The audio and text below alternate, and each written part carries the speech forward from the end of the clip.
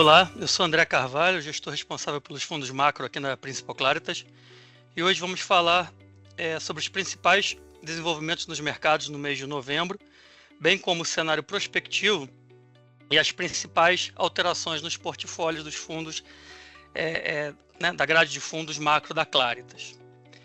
Começando pelos Estados Unidos, a expressiva vitória republicana, com Donald Trump vencendo novamente as eleições presidenciais e o Partido Republicano assumindo o controle do Congresso, fortalece o mandato de Trump e possibilita a implementação da sua agenda de campanha. A evolução da economia americana e global daqui para frente vai depender em larga medida de como o governo e o Congresso vão tratar as questões comerciais, regulatórias, fiscais e suas políticas migratórias. As declarações iniciais de Trump indicaram possíveis tensões comerciais e, juntamente com a nomeação dos integrantes da equipe de governo, dominaram as atenções do mercado com impactos relevantes sobre os preços dos ativos. Em novembro, as principais bolsas globais, como o S&P e o Stoxx 600, apresentaram ganhos, com o primeiro subindo 5,7% e o segundo 1%.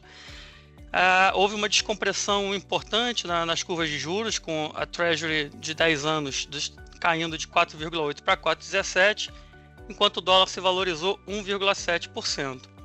Do lado macro, a economia americana se manteve robusta, com o mercado de trabalho forte, apesar de uma desaceleração da inflação.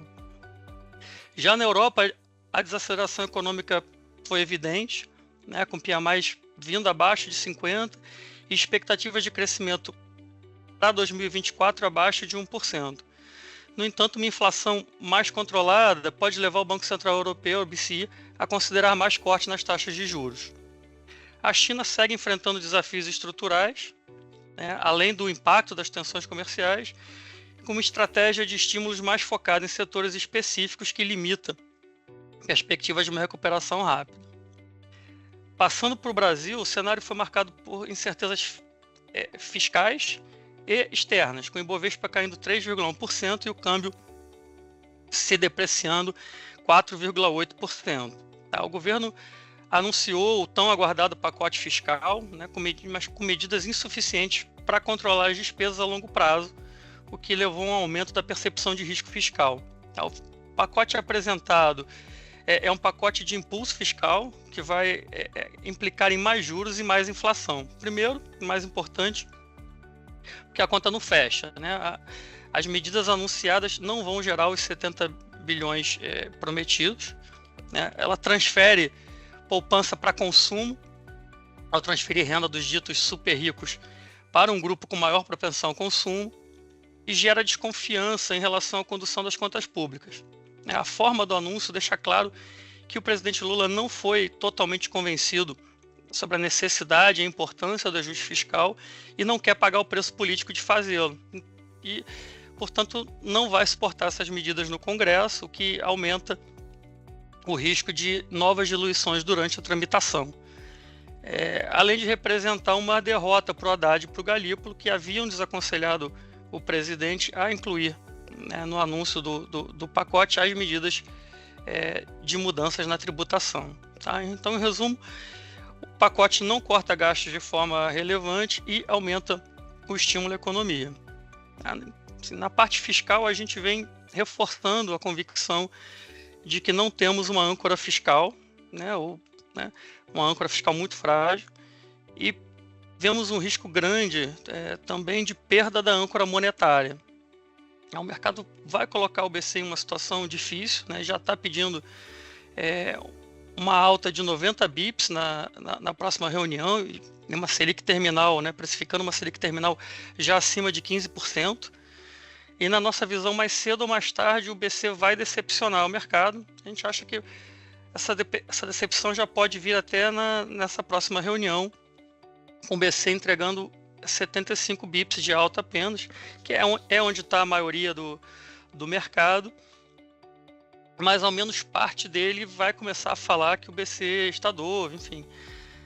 A verdade é que o Banco Central ficou em uma posição muito difícil, né? Na ausência de um choque de credibilidade fiscal, a inflação só converge se o BC promover uma forte contração da demanda. E aí o BC tem dois caminhos: levar a Selic para 15% ou mais, gerar uma contração forte de demanda, o que assumindo que não haja nenhuma heterodoxia por parte do governo, né, diante de uma queda acentuada da atividade e um aumento da taxa de desemprego, né, o que eu acho uma hipótese muito forte, né, eu tenho sérias dúvidas que o parafiscal não vai ser acionado numa situação dessas, ou que alguma discussão de mudança de meta não volte, enfim. Mesmo assumindo que não haja heterodoxia, a arrecadação vai cair e a percepção de risco fiscal pode piorar. Um outro caminho que eu acho que será o escolhido mais cedo ou mais tarde é acomodar um pouco mais de inflação e alongar informalmente o horizonte de convergência. Sendo dove, né, um Banco Central sendo dove e percebido como atrás da curva. Aí o mercado, nesse cenário, nesse caminho, o mercado vai embarcar em um cenário de dominância fiscal e a percepção de risco fiscal também piora. Enfim, o fato é que o problema é político, né, o problema é fiscal, e não tem o que o BC possa fazer que vá colocar a dívida em uma dinâmica mais benigna. A dívida bruta vai continuar crescendo, continuamos em um cenário de dívida alta e crescente, juros reais altos e crescentes, e em um ambiente político hostil ao controle de gastos. Então, de três soluções possíveis para o problema fiscal, né, que seriam a redução das despesas, que seria o caminho preferencial, o aumento da tributação, que é o que vinha sendo tentado, né, e que parece ter chegado a um limite, e tem uma terceira solução, que é o imposto inflacionário, que visto de hoje parece que é o caminho factível. Né? Agora, então, nesse cenário, em termos de posicionamento das carteiras, na parte de renda fixa Brasil, seguimos carregando uma posição comprada em NTN-Bs combinada com uma posição tomada com viés mais tático nos juros nominais. No mercado de câmbio, a gente encerrou o mês sem exposição relevante ao dólar real, né? O book de juros domésticos respondeu pela maior contribuição positiva para a performance do mês, enquanto o de moedas domésticas foi levemente detrator de performance. Na renda variável, a gente segue sem exposição no book discricionário por acreditar que a Bolsa Brasileira se tornou menos atrativa à medida em que antevemos a necessidade de um ciclo de aperto monetário mais intenso, de modo a forçar uma desaceleração econômica. E já a estratégia quantitativa de ações teve contribuição levemente positiva para a performance no mês.